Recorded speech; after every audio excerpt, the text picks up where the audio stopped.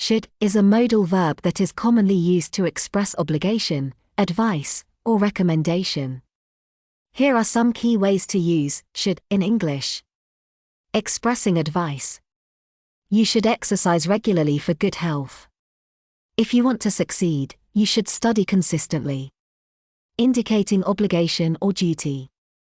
Students should complete their assignments on time. Employees should follow the company's policies. Making suggestions. You should try the new restaurant downtown, the food is excellent. If you're feeling tired, you should take a short break. Expressing probability or expectation. The weather forecast says it will rain, so you should take an umbrella. She should be arriving at the airport around 3 p.m. Conditional statements. If you want to lose weight, you should eat a balanced diet. You should call me if you have any questions.